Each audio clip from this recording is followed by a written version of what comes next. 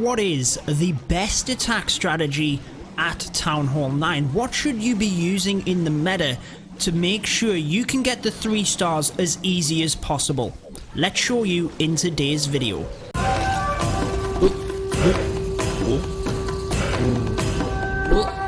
What is going on, guys? Judo, Sloth here, and welcome to today's Clash of Clans video, focusing on Town Hall 9 and the best attack strategy to be using. Now, I did want to show you this Hog Rider attack first before we get into the best attack strategy, just because it's pretty epic, guys. All Hog Riders powering through the base. It looks fantastic. All we need to do here is make sure that we take care of the Archer Queen that is in the center of the base. We kind of created a funnel initially with a couple of Hog Riders. That just means that we can then power most of the army through the base itself and kind of know where they're going in order to use the heal spells.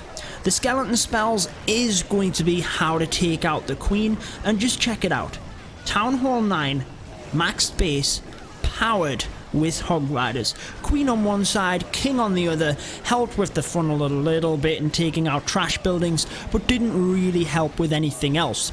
Now, one thing that made this all possible was the Lava Hound in the CC. That's not going to do anything against Hog Riders, so the only thing we had to worry about was taking out the Queen, which was done very nicely in the center of the base. I just thought that was pretty cool. It's not the type of thing you see all of the time at Town Hall 9. Let me know what you think, but let's get into the best attack strategy for you to be using. Let me know in the comments, which one do you think it will be? If you're new to the channel, be sure to subscribe as well for all of my Clash of Clans videos.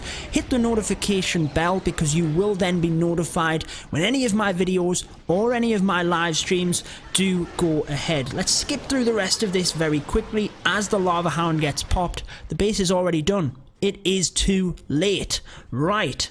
What is the easiest method for you guys? I'm going to start here with base number 29. We have 3 examples of it. It's the witches. Many of you guys will have knew that already, but it is definitely the best attack strategy at Town Hall 9 because it's very simple. A lot of you can pick this up very, very easily. Now, if you want to get very technical, the LavaLoon is potentially the best across a variety of bases because you can take down pretty much any Town Hall 9 base with it, but it's also pretty difficult to get the hang of. The witches, there's not a lot to it. In essence, guys, this is what you want to take for your army composition, for your spell composition.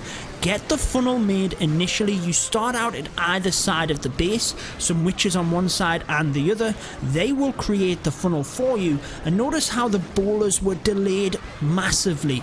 That's because they have a very difficult AI to work out, and essentially they can walk very easily, so you have to make sure that funnel is very much created before you bring the bowlers in.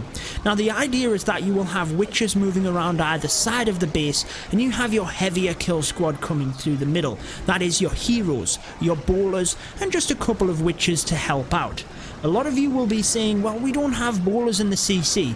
Valkyries work very nicely as well, but if you're going to ask me the best attack strategy, what is the meta? The bowlers, they just work very nicely at Town Hall 9. Being able to power ahead, there's no Inferno towers, and in order to keep them alive, a rage and a heal will be the best spells to take. 1 rage spell just to power them through initially, 1 heal spell to keep them alive, and the main thing here is 2 jump spells. You will see that across all of these strategies. You don't have the wall wrecker or any siege machine at Town Hall 9. You have to provide access through the base, and the way you do that is 2 jump spells. So one thing you are looking for in these bases is, can you get through the entire base itself? Now, the final layer of defenses, I'll make that pretty clear to you guys. We've got 2 more replays of the witches. I'll make that pretty clear. The final strip of defenses you don't necessarily have to take out. There's also a way that you can merge healers into this. We'll show it in the next attack, not this one, because the golems are probably the easiest way to get the hang of this. The healers are a little bit more base dependent. The golems you can use in pretty much any example though. So this one's a bit funky, but you can see that this long strip along the middle pretty much gives us access through the base. So that's checked off. We can do that. You want a golem on one side alongside your witches. They are creating the funnel nicely. We've done exactly the same on this other side. Then a golem in the center with another pack of witches. So you're kind of spreading your witches out across one side, and you're sweeping from one side of the base straight through to the other. So you shouldn't really run out of time, although it does get a little bit hairy on time. That's because the troops do tend to thin out a little bit towards the end of the raid. So one jump spell is used to get access to the base here. Because the queen is starting to walk, that's why another jump spell is used on the left hand side alongside the wizards, which come in nice and quickly to try and take down the gold storage and help the pathing of the queen. Not needed. She actually comes inside anyway. The king is doing a fantastic job in the middle, and we still have that golem over on the right hand side tanking for the witches. So all is well. They're just slowly making their way through the base here, and that's exactly what you want to do. Now the queen, you will probably be able to hold on to her ability until the far end of the raid. That is exactly what you want to do.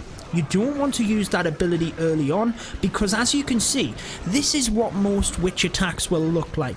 You'll start getting to the end of the raid and it looks like things are going down south, when in reality, it's more that you've run out of skeletons. If you have a look at this, we still have 4 or 5 witches on this side, we have a witch on the bottom here as well, we still have a golem up, the queen with the ability, 2 archer towers, a cannon and a wizard tower. There's nothing that's going to stop this raid. It's just that it looks a little bit slow, and once your witches start to get a bit more protected, as they get to the end of the raid and there's not as many defenses, they will start to spawn them skeletons pretty quick, and they'll be able to take down the raid pretty easily. So let's move on to the final witch attack. This one uses healers, and I'll tell you when you might be able to integrate healers into this strategy. But save onto that queen ability, because you don't have to get all the way through the base. You just need to get through the core of the base and to the end of it. That way you can then use the queen and the witches coming around the outside to get that final strip of defenses. Now as you can see, we bring 2 healers in this raid. Now why is that? Well, the healers work very nicely on the witches. Let's focus on this right hand side where we do tend to use them, and you'll see just how valuable they are. So the witch there is taking significant damage from the Tesla. However, it's just getting healed straight back up. There's nothing going to take it out. You just have to make sure that air defense are not going to pick off your healers. Hence why we don't really use it down this area. We'd get a little bit of value initially, however the healers would quite easily get picked off once the witches got to around about where they are now. Whereas the opposite side of the base, the healers are well protected. So as long as you can protect your healers, you can bring them in. And what I mean by that, as long as there's no air defense essentially. The raid plays out exactly the same. We still have the golems down at the other side of the base to protect the witches. We've created the funnel. We've used the jump spell to get into the base, then the jump spell to get into the core of the base where the clan castle is. The heal and the rage were used quite nicely. We do have a poison just because you might not know what's in that CC if there hasn't been a scout, and that's it. As you can see, we're into the core of the base, and yes, we don't have a jump spell to get out of the core depending on the layout. If you can do that, that's fantastic, but I wouldn't take any more than 2 jump spells, because from the core the queen can reach these defenses and look to the back end. There's not a lot left there. The queen still has the ability, because she's a bit ranged, she can stand behind the skeletons and she's able to then reach these defenses, and if she starts taking damage at the end, because the raids, like we said, they do start to thin out a little bit, then you can pop the ability when it's needed. You're not pressing it in the middle of the base when it's not really needed. And there you go. Again, it looks like quite a slow strategy. It starts to thin out to the end. That's normal. You'll get it, guys. Honestly, it's the best attack strategy at Town Hall 9. It's the easiest one to get the hang of, because there's not a lot to it in terms of deployment. It's not like the LavaLoon where it's very surgical and very technical when you're using it. You can basically get straight into it. Now, we've been talking about the LavaLoon a lot.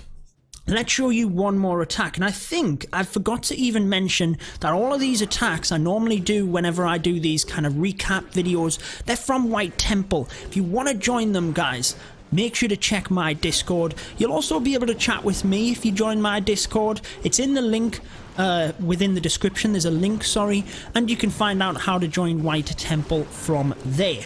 Into the LavaLoon attack then, let's show you. Some of you might argue that this is the best strategy, and I kind of get where you're coming from. It does depend on the base. The LavaLoon is probably stronger, if you will, but it's not as easy to get the hang of for the masses. So the witches, they're very, very good, guys. Get practicing them witches if you haven't already. However, again, I mean, the bowlers, they are the best troop to use in your CC. Again, Town Hall 9 is balanced enough that if you don't have bowlers, the Valkyries, they're a good substitute in essence. But we've created the funnel, and what you're aiming for is a few key objectives. So we're taking out the enemy queen, that's done. We've taken out the CC, and we've taken out 2 air defense. That's pretty good value from a kill squad. And we've also created the pathing for the LavaLoon. So as you can see, we're kind of sprinkling in loons here and there, look, as the lava hounds come through.